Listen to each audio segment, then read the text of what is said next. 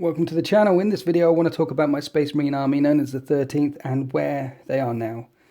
The 13th have been through many ups and downs since I started putting battle reports on the internet, and their story has evolved and changed in ways I could not have imagined.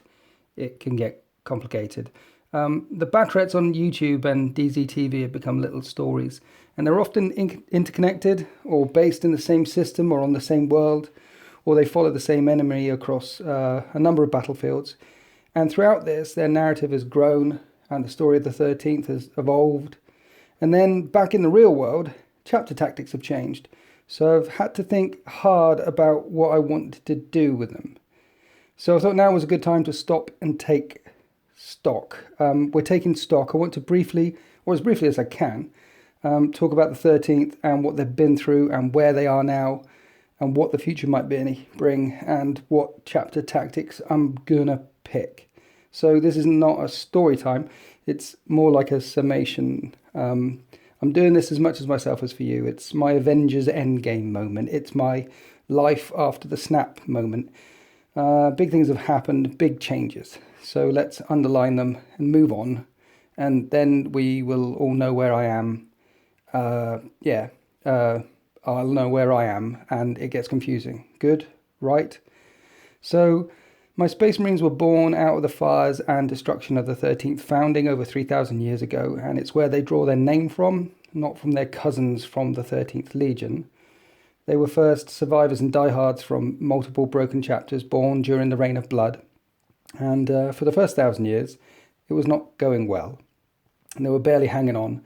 They'd have slowly gone extinct if they'd not allowed humans, simple civilians, to join their ranks.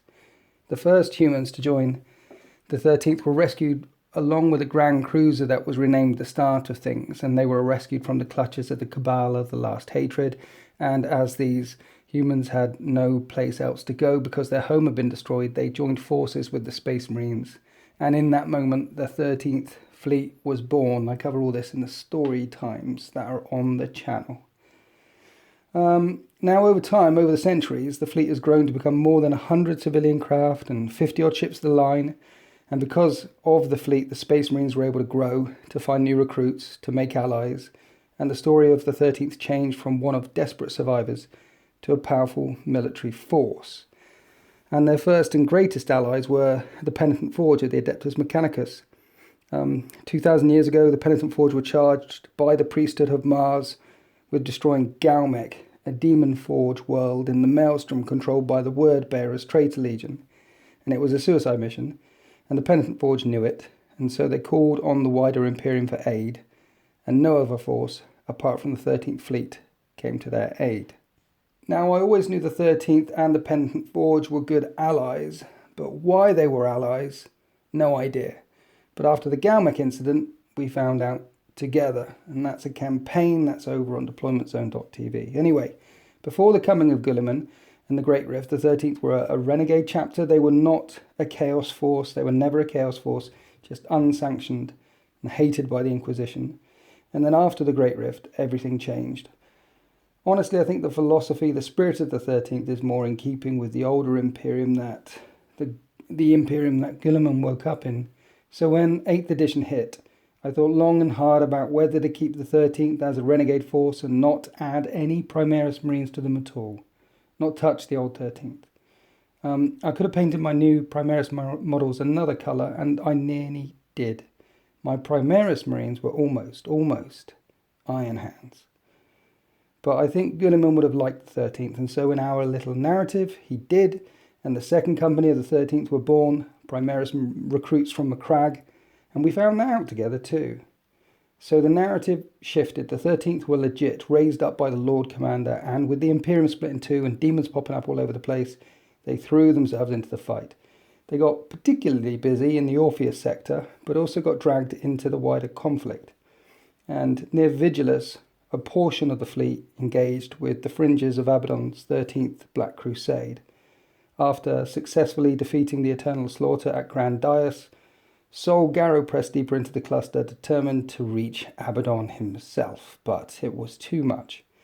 The front elements of the fleet were broken and scattered back into the void, and the rear elements were ambushed by the Wordbearers. the word bearers, broke the fleet. I now call it the shattering of the fleet. One of the flagships of the Invincible, flagships of the 13th, the Invincible, did not live up to its name, and only a handful of civilian ships managed to escape the ambush, and over 2 million souls, mainly civilian souls, were lost. And after those 2 engagements, alongside the civilian craft, only 7 warships remained. So the Grand Fleet was gone. One of the civilian ships, the Face of the Sea, I decided to keep hold of. I put a lot of effort into that story time, and I rather like the name. So Snow was on that ship anyways, and while he had breath in his body, he would have fought to keep it. And so he marshalled the survivors and anyone who could hold a weapon, including children and servitors, and they fought back with everything they had, including, of course, the die-hard troops and Marines of the 13th who were on board.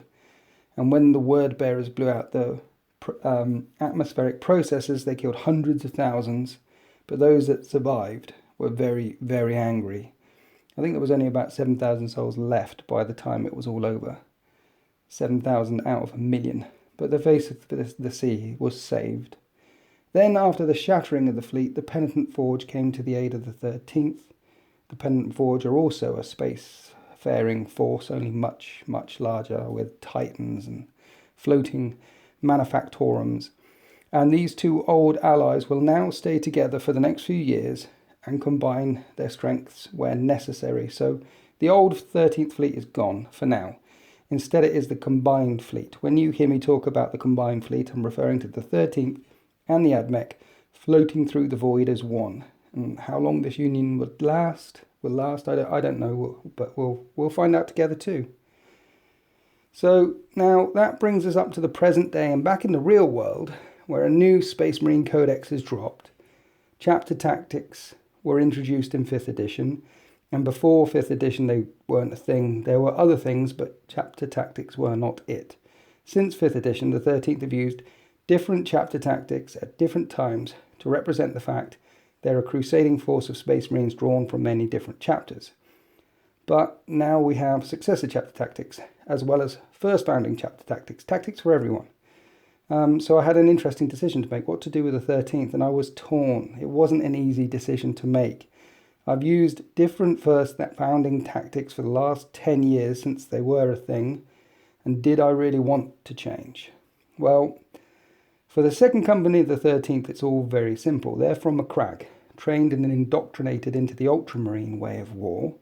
So my Primaris contingent will remain true to their creed, and I will field them as inheritors of the Primarch Ultramarines. For the Old Guard, for the original 13th, I can't keep using first founding tactics. It makes sense that I pick successor tactics, but it also makes sense that I pick more than 2 to reflect the 13th's unique way of war, to reflect the fact that they come from many different chapters. So instead I've picked 8. And these tactics will be their creed, their way of war, and I'll mix and match between these tactics and these tactics only as they draw on different parts of the Legion and deploy different specialists. So the 8 that I've chosen are Bolter Fusillades, which is from the Imperial Fists, Master Artisans, Salamanders, Signs of the Forge, Iron Hands, Tactical Withdrawal, White Scars, Stoic Ultramarines, and Stealthy Raven Guard. And these 6 are, you can draw them straight from the first founding chapters. They're portions of the first founding chapter tactics, trimmed down in the successor chapter tactic slot, and it shows the elements of those first founding chapter tactics bleeding through into the 13th fleet. And the other 2 that I've picked is Inheritors of the Primarch for the second company, and Stalwart, which is models with a certain willpower and determination who absolutely will not die, and that's when wound rolls of 1 or 2 fail. So las cannons and missile launchers, there's a potential not to hurt toughness for Marines as they run around, because the willpower and determination of the 13th, to my mind at least, is unquenchable. Now, considering the original 6 that I'm picking, Bolt Fusillades, Master Artisan, Signs of the Forge, it might have been better game-wise to actually stick with first founding chapter tactics, because you get all the things in these successor chapter tactics traits and more if you pick the first founding chapters, and also when the supplements get released, then I would be able to use the stuff in those supplements and call them Inheritors of the Primarch. But again, that doesn't make narrative sense to me. And I'd like to have added Preferred Enemy Eldar to the list just for the lols, but again, that doesn't make narrative sense, so I haven't. Instead, I picked the tactics that I think best reflect the 13th, their history, their training, their composition, and I think I'm happy with the selection, but what do you think? Should I add more to the list or subtract a couple? Should I just stick with the first founding tactics they've been using for the last 10 years or go another way? I would be very interested to hear your thoughts and feedback. In the meantime, I've always enjoyed playing Space Marines. They're my favourite army to play, and I'm really excited to use some of the new rules and find out how they perform on the battlefields of the 41st millennium. And more than that, I really don't know what the future will bring with the 13th. I don't know how this story will play out, but I look forward to finding out with you. Happy wargaming.